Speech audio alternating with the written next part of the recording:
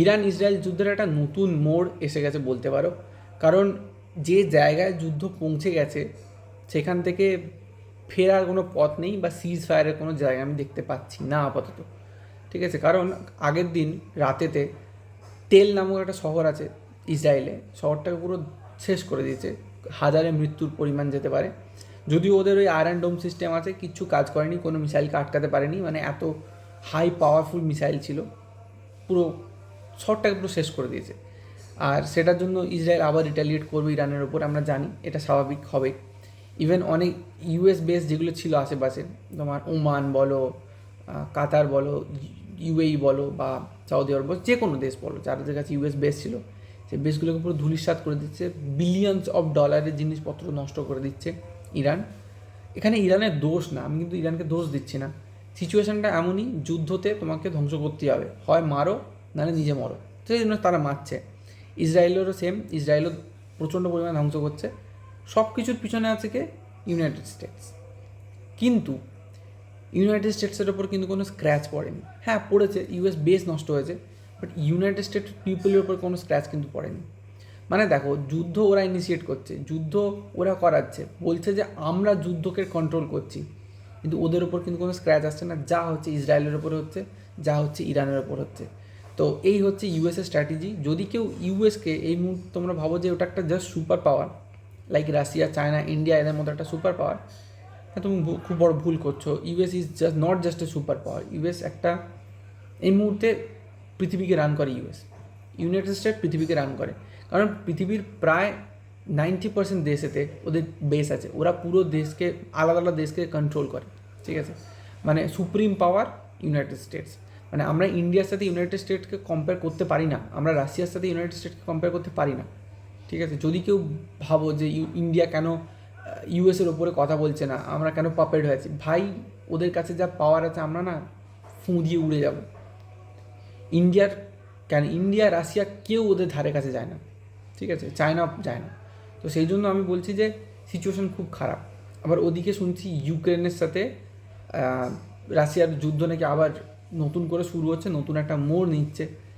এরপরে কি হতে চলেছে পৃথিবীর সাথে কেউ জানে না। মানে এই যুদ্ধতে, এই চলাকালীন যুদ্ধতে যদি একটা নিউক্লিয়ার বোম পড়ে, সেটাতে অবাক হয়েও না।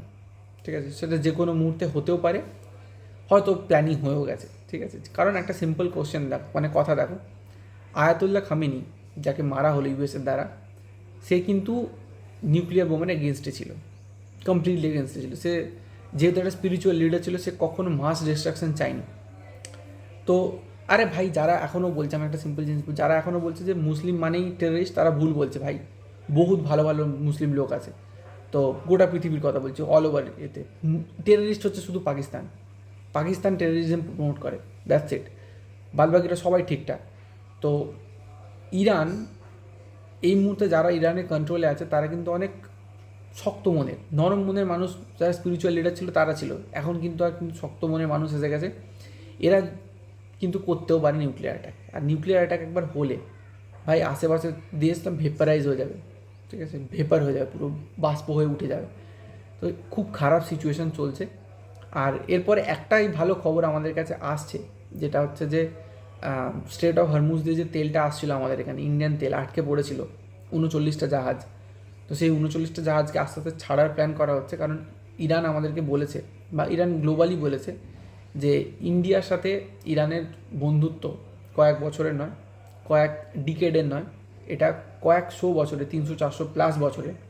মানে ওখানকার লিডাররা বলছে যদি ইরানকে তোমার জানতে হয়, ইরানের হিস্ট্রি জানতে হয়, তোমাকে ইন্ডিয়ান হিস্ট্রি জানতে হবে, কারণ আমরা ইন্টারলিঙ্কড। তো সেই জন্য ইন্ডিয়ান শিপসকেও ছাড়ার প্ল্যান করা হচ্ছে। কারণ দেখো, ইন্ডিয়ান গভর্নমেন্ট কারোর সাথে বিরোধিতা করেনি। যেটা ভুল সেটা ভুল, যেটা ঠিক সেটা ঠিক।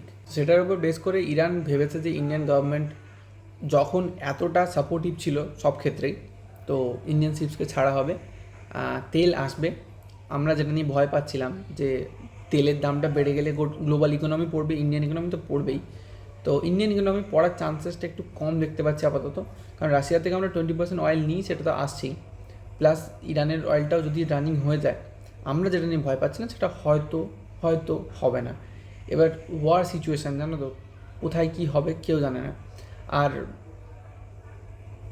আমি এখানে এখন ওয়ারের ভেতরে ঢুকতেই চায় না, কে কোথায় মিসাইল মারলো, কে না মারলো, কোন দেশ ইনভলভ হলো। জিনিসটা আমরা ভাই আমরা মানুষ, ঠিক আছে? আর পাবলিক এটাতে শুধু এফেক্টেড হবে। বড় লোকেদের ইগোর লড়াই চলছে বেসিক্যালি, সেই ইগোর লড়াইতে আমরা এফেক্টেড হচ্ছি। তো দ্যাটস ইট, এইটুকুই বলার ছিল আমার ওয়ার আপডেট।